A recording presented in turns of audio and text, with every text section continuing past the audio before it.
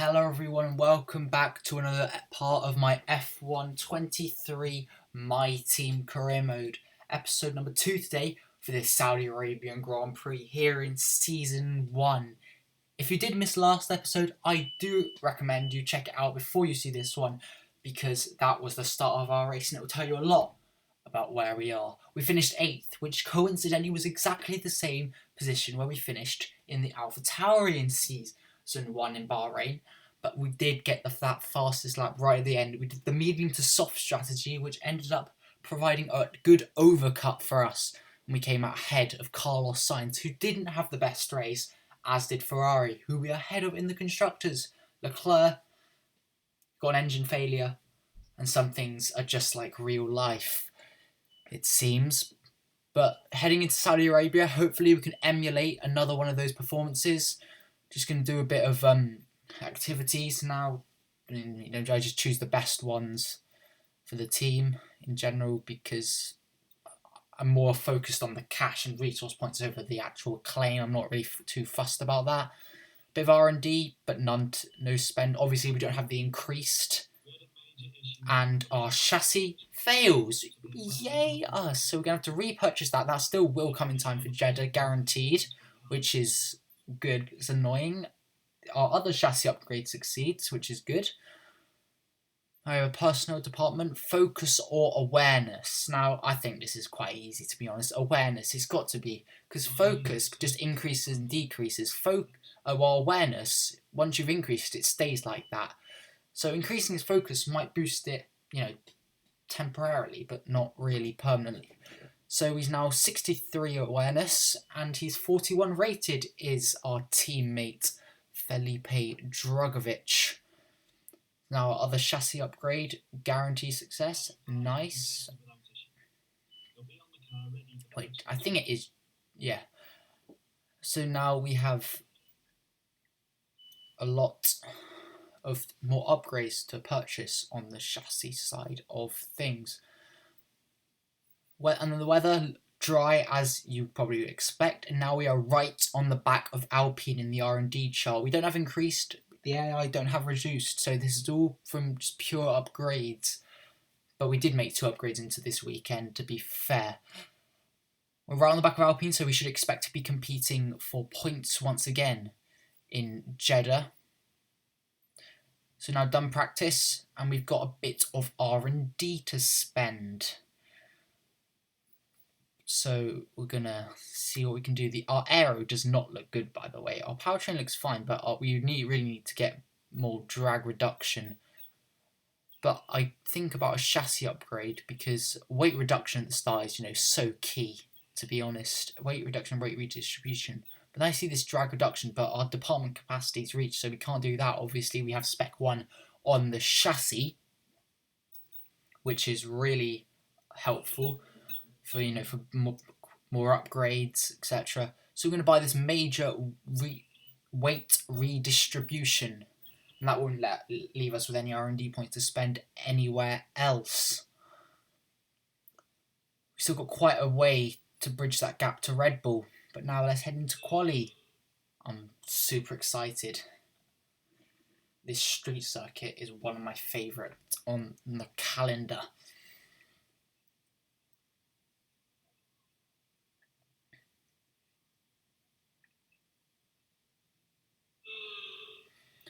First lap then, here in Q1. Hopefully it'll be a good banker.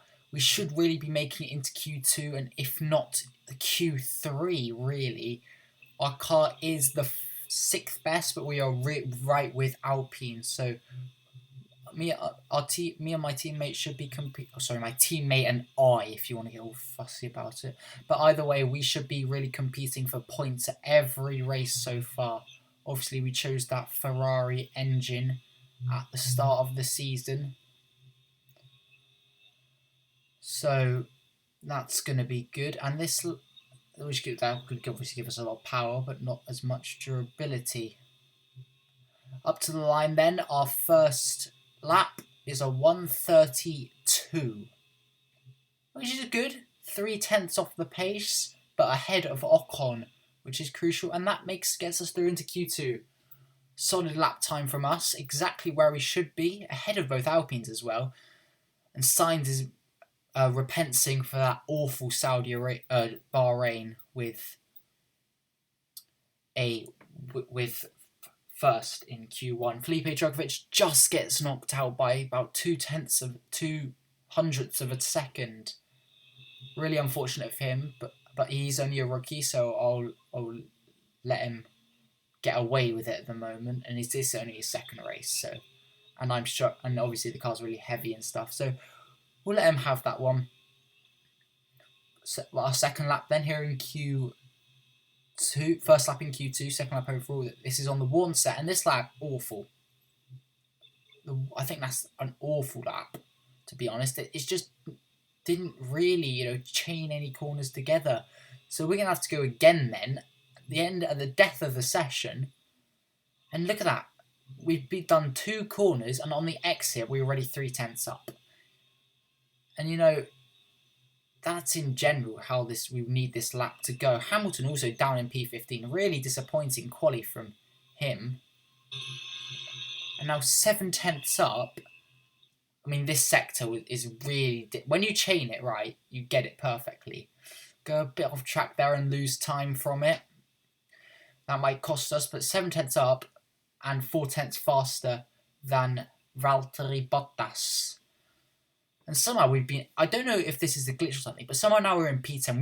We were in P14 before. Maybe it's the time at the moment where it will put us or something. Or 0.4 faster than that car, but not the car in front. I'm not sure why, but Lewis Hamilton, is he out of quali? No, down to P12. Hamilton shoots up the order, so no, he's makes it through to Q3. Qualifying complete. Albon out, Gasly out, both Alpines out, Rick out, the other AlphaTauri of Yuki Tsunoda also out. But can we knock whoever's in 10th? I think it might be Stroll out of qualifying. We've gone green in for Sector 1, green Sector 2, 1.8 seconds gained up to the line. What's it going to be? Are we through? Yes, we are in P6. That's very, very solid indeed. That was a really good lap from us, to be fair. I'm not sure what time that was in the end. That was a 1:29.4, which is very solid. And it was Lance Stroll in P10. Both McLarens make it through. Stroll out. Quite disappointing from him. Fernando Alonso 9th. Both McLarens, both Mercedes, both Ferraris. And we are also through at the expense of the Aston Martin. But Q3 then, we want to save some tyres for the race, obviously, and we're going to see how this goes then. Obviously, we're doing the 35% distance race, which usually means it's a one-stop, but you never know with safety cars or red flags that you might want to save some tyres. So this is going to be our one and only lap then in Q3, and it's not been a good one. It's not been anywhere near what we should be, and it's P7 now P10.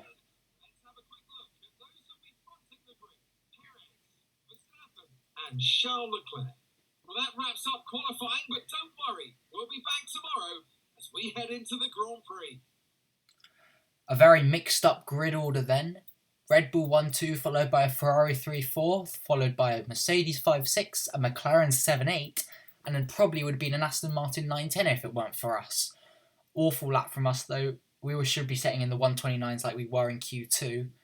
That would have put us at least P8, I think. I can't quite remember what my lap time was in Q2 actually. Somehow I've already forgotten it. But P10 for us. Still, it's P10, very solid. Let's head to the race then for the Saudi Arabian Grand Prix. We're here today on the shores of the Red Sea in the lower Hijaz Mountains to visit one of the newest circuits on the Formula One calendar. We're in Jeddah, home to what we all hope is going to be a thrilling Saudi Arabian Grand Prix.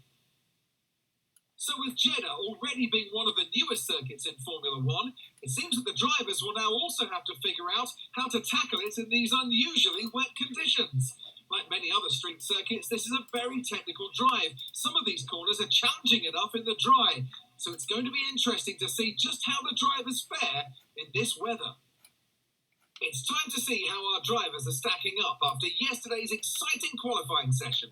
It's Sergio Perez on pole today, and Max Verstappen lines up alongside. Looking at the rest of today's grid, we have Leclerc, Sainz, Russell, Hamilton, Oscar Piastri, Norris, Fernando Alonso, Iceman, Stroll, Bottas, Ricciardo, Ocon, Gasly, Albon, Drugovich, Tsunoda, Joe, Magnussen, Sargent, and Nico Hulkenberg rounds off the grid. It's almost time for the lights to go out, so let's head down to the track where preparations are underway. Well, it's not going to be plain sailing for our drivers today, although with the sky falling as it is, perhaps sailing isn't too far from the truth. Anthony Davidson could be a wet one today. Great to have you with us. What are your thoughts? It is a touch damp, isn't it? Whereas a driver, there are three big things to worry about when racing in these kind of conditions: standing water, tyre temperature and visibility. Judging distance to the cars around you is really tricky when you're driving through the vast amounts of spray that these wet weather Pirelli tyres kick up. Okay, we've got that relief of having points on the board finally. So let's okay, shut up, Mark. I have to talk now. We have a wet race here in Jeddah, and on the forecast, it was only a 40% chance. It was cloudy, and if you look up at the top of the strategy screen there, it's cloudy. It does not say it's raining. It's not meant to be raining, but it's raining, okay? I have no idea why. I don't know if we'll dry out. I don't know if dries are actually a better tyre. This is very confusing for me. The odds of a wet race here in Jeddah are so low, and it actually affected Crofty's speech at the start of the thing.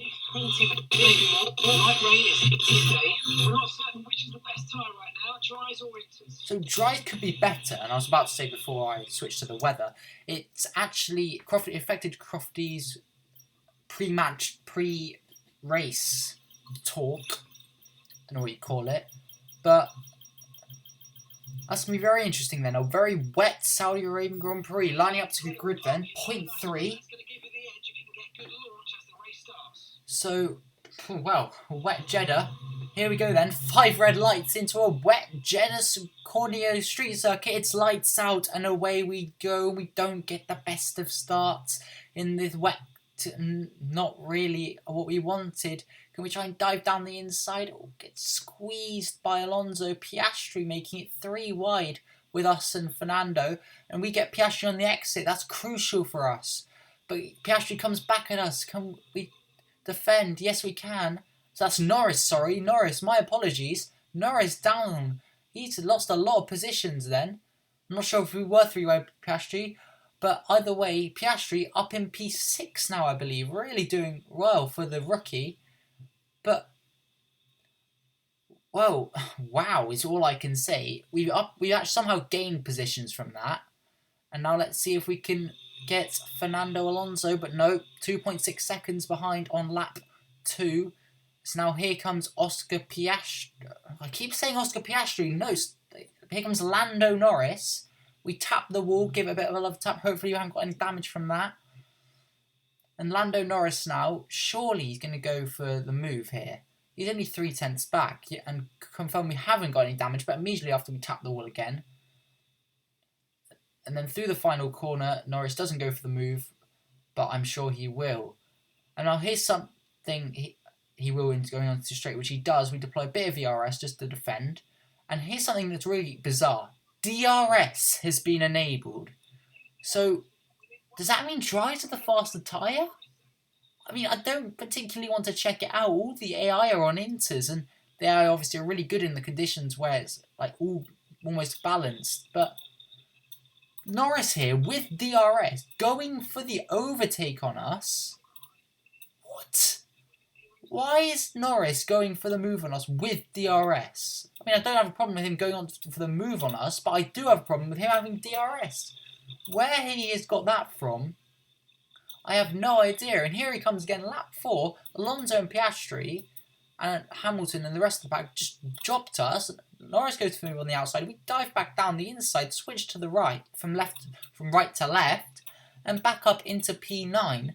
But I really don't know what the FIA are thinking. It looks really wet, but I just don't get it. Grip levels begin to fall away. That's actually quite worrying. We're on lap 5, and we're doing a 1-stop. I wonder if anyone's going to be doing a 2-stop. Surely not. It'd be much slower. We'd go deep there. You know, we're really struggling with these conditions. There's now Lando Norris going for the move. We changed the downforce for when we boxed 26. So now Norris going for the move on the inside. We hold it around the outside, but we just don't have any grip anymore, I'll be honest. Our tyres are at 30%. Over 30%. And yeah, you can see that. Going deep. Have to cut the corner. And it suggests we do a 1-stop now. Pit on lap 6. That shows the tyre is really high. So maybe a 2-stop is the way to go. We've got front wing damage. Why have we got front wing? I have no idea where I've got that from. I probably got it from a love tap on the wall. But I feel that's something the game needs to improve on. It needs to improve on its telling you when you've got damage. Even that small damage on the front wing. It's got to tell you, because we can have so much understeer now. As if we don't have enough already. As we go deep, and that's not going to help us. Large Stroll, who overtook Lando Norris, who did pit, I believe, and so maybe he's doing a 2-stop. You can see on the mini-map, Stroll's overtaken us. We're going to have to try and come back at him with DRS. But as you can see, bottom right, the tyre wear icons come up. So our tyre is now above 60% and risking a puncture. We're going to pit a lap early, I think. There's no way we can stay on these tyres for 2 more laps. We're going to have to, for 3 more laps. We're going to have to pit at the end of next lap. At least, if not this lap. But now with DRS in the rain, we're going to overtake Lance Stroll. Did I clip him there? I think I might have clipped him. Has he got front wing damage from that? Maybe. We'll see in due course. Now then, Lance Stroll, I'm sure with DRS will come back at us. Look at the right, His front wing seems fine. Maybe it was the other side. But we're going to defend to the inside. Stroll goes for the switch back on us. I think about pitting here, but decide overall no. Stroll does pit. Yeah, he has got a bit of damage to his front wing. It doesn't look too bad, though. And yep, 65% on our tyres now. Bottas and Ocon now behind us. We go defence to the inside, and following lap we do pit onto obviously new inters. I thought about risking it on the dries, but decided there's not really any point. Just check we going on to inters. Yes, we are. But wait, why is it on yes? Why is the front wing on yes? I did not put that on yes. Oh, great. So now we're having a front wing change. That's going to cost us about 5 seconds. Oh, it's so slow, and we're going to drop to the back, aren't we? Yep, Lance Stroll overtakes us. We're going to change that back to auto now, but you've got to be kidding me. We're now going to have to catch up 5 seconds to Lance Stroll, who I guess didn't have front wing damage, and if he managed to catch up by that much. But these new tyres feel like heaven right now. I mean, they just give me so much grip, so nice. And Lando Norris also 16 seconds up the road off about 3 laps, and we've gone purple in the middle sector, so I'm going to point that out in our outlap. We've gained to Stroll 3 seconds on these new tyres. Really good, impressive stuff from us. As Ocon and Bottas both pit, we undercut them massively. Considering they were right behind us with DRS. About 2 tenths behind us. Maybe only 3 tenths. But we didn't undercut Ocon, but we did undercut Bottas. But now with DRS, now on Lance Stroll, we've caught up to him. And now rain clearing up in 10 minutes. Does that mean we could go in for dries? Drugovich is now in the pit lane. Which is very interesting. And Ocon actually might think about a move here. As we said, the fastest lap of the race, he's not going for a move anytime soon. We actually didn't set any purple sectors, but we're going to dive down the inside of Stroll. Just. We set a lap 3 seconds faster than our previous best lap. I just want to point that out. That's really fast. Now we have the job of catching up to Norris if we can, although I don't really see that happening. But I don't think Sargent's pit yet. There's no way Logan Sargent has pit because he was down in, I don't know where he was, but he wasn't in the points for sure. There's no way he's overcut or undercut everyone like that. He's in a Williams. So we should catch up to him pretty quickly. Because we should be getting points this race, if I'm honest. This is a huge opportunity to add to our tally of points. And Ocon has now overtaken Stroll as well. And we're 1.1 second ahead of them already. So hopefully we can just pull away from them and continue that.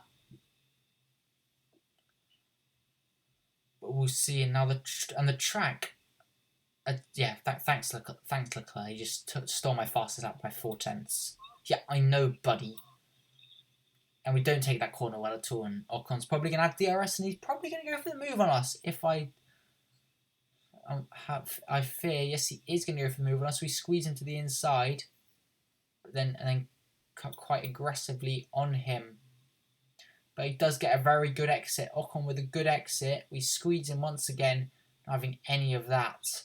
So now Sargent is in the pits. Yeah, the Williams are double stacking.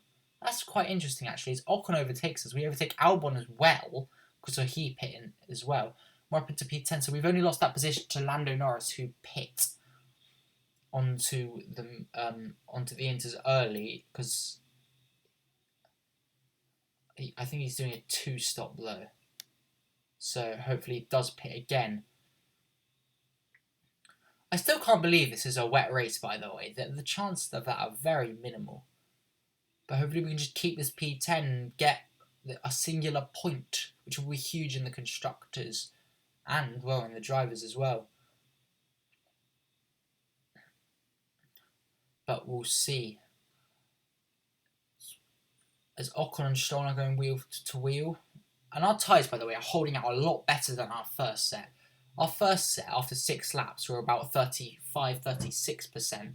These are on 30%. So that's really crucial. We're clearly looking after the tyres better than we were before. Or maybe it's the rain drying up. We don't have to push them as much. I'm not sure.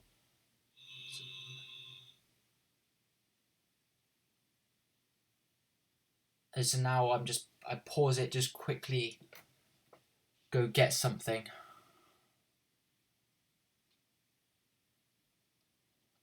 Yeah, I think I was just I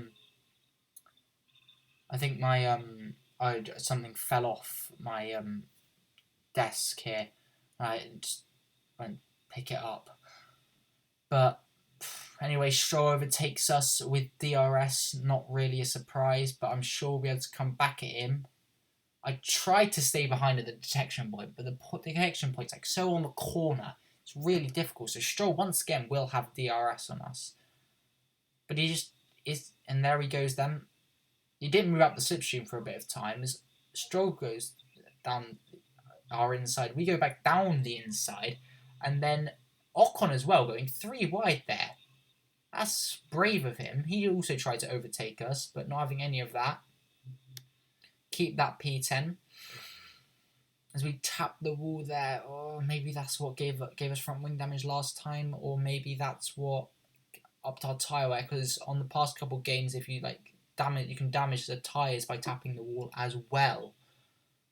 Because now Piastri's out. Oscar Piastri is out, so that's called out the virtual safety car. So that's another position then. We should be getting P9 then. It's very solid indeed. 2 more points, hopefully, to add to the tally.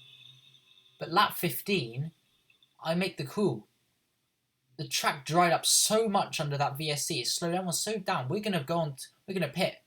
I know I didn't show much between that, but we're gonna pit onto the softs. I think I'm rolling the dice here and going for it. It's just a huge call, but the track is bone dry. The last couple of laps, it dried out so much. It's a shame I couldn't pit under the VSC, but still, we're now on soft tyres. On this track, it's bone dry. I mean, look at that. You can't see any water. And immediately, the acceleration is so much better, so much faster. And at the time to Sergeant Drugovic and Hulkenberg is just going to fly down. It was about 13 seconds on the pit lane exit, and we've caught up to them on the very next lap. But the problem is, we're going to run out of laps here because we've only got 2 more laps to go. Maybe it was a bad idea to pit a couple more laps and we would have really gone to town. I'm surprised the AI didn't. Well, I'm not surprised. I've seen lots of AI not pit. But these soft tyres allow us to brake so much later, as you're about to see. We go down 1, 2, 3, 4, 5. 5 cars there, I believe, we go down the inside of. A huge dive bomb, P15 now. And we're straight behind everyone else. It was just at the fastest lap of the race by about 4 seconds to everyone else. And once again, 2 more massive dive bombs. So we start the last lap of the race. And Lance Stroll now is really frustrating us through those first couple corners. We dive down the inside, and we have to clear Ocon here. We have to, but we have to just lift off. He's just blocking us, just really frustrating. We go down the inside there, but is it too little, too late? We've got 5 seconds, 6 seconds to catch up to Bottas for points, and I just can't see it happening. And yet, checkered flag, we do reduce to 3 seconds. That's really unfortunate. Points were on the cards there. P11. I think it was the right decision to pit. If maybe if Ocon hadn't held us up or we cleared it better, I'm not sure what we could have done, but I think we made the right decision, the right call to pit. Really unlucky.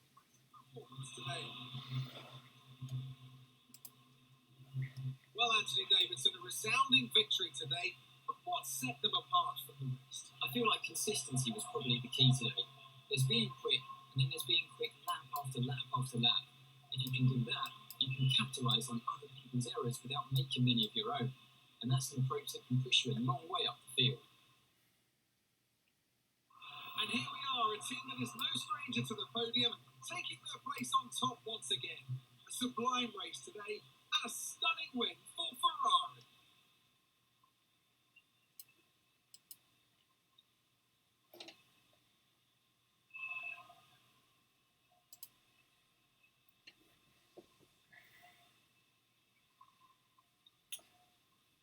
So 11th for us then, really, really close to that.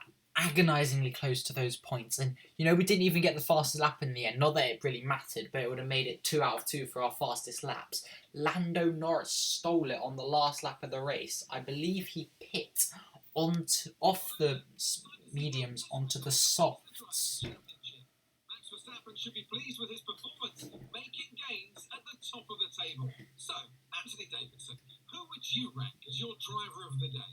Well, my driver of the day has to be Charles Leclerc. He was unstoppable out on the track today, weaving through the competition with ease. It's time to see how things are shaping up in the Constructors' Championship. And pulling further ahead in the standings, it's Red Bull. Meanwhile, Ferrari have improved their position.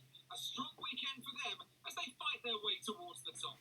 And with that, we wrap up another weekend of motorsport action. But with more races lined up, be sure to join us when we come back with more Formula One.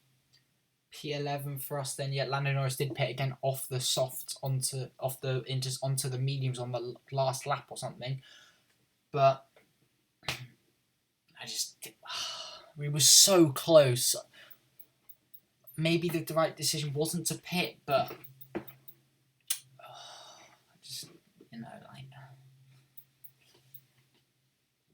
maybe if we pit when it was dries or inters, I think the inters were faster, but it's just a bit annoying. We were setting lap times 4 seconds faster than them. We just couldn't find the time, extract that time in the last lap. We got held up too much in the first sector, which is where we usually gained the most amount of time. But Verstappen then leads the championship by 10 points from Perez. It's a Red Bull 1-2, followed by Leclerc in third, followed by the 2 Mercedes drivers. We're in P6, obviously Ferrari overtake us. AlphaTauri get 2 points on us. Alpine still yet to score along with Haas and Williams. Disappointing for them. But Alfa Romeo get their point as well from Valtteri Bottas. We're P10 in the standings, 5th. Piastri still ahead of us. Obviously, he had that unfortunate DNF for him this race. And Dragovic, 21st of the 22 drivers, ahead of Logan Sargent. But he really got to be doing better than that. And we come back and another upgrade fails. Good. And now we quickly going to do this department activity just because I felt like it. And then we are now claim level 5, so we're going to get a sponsor. And I thought a while about this and decided overall I want one that gives us a lot of money and a lot of weekly income, and that's the perfect fit. It's Equita Oil, 85,000 for achieving a top 10 finish, and 120,000, 85,000 per week, and 120,000 if we achieve a top 10 finish, which we should really be doing. The other ones were for constructors or for a one constructor championship point or top 12 finish. So I think that's just an obvious option. We're going to quickly repurchase that upgrade, which will definitely come in time for Australia, that DRS upgrade. A message, yeah. Just a performance comparison. But if you have enjoyed this video of my F1 23 My Team Career Mode, please do make sure to like and subscribe. It helps out so much. And I'll see you guys next time. Down under, it's the Australian Grand Prix in Albert Park. I'll see you guys then. Goodbye.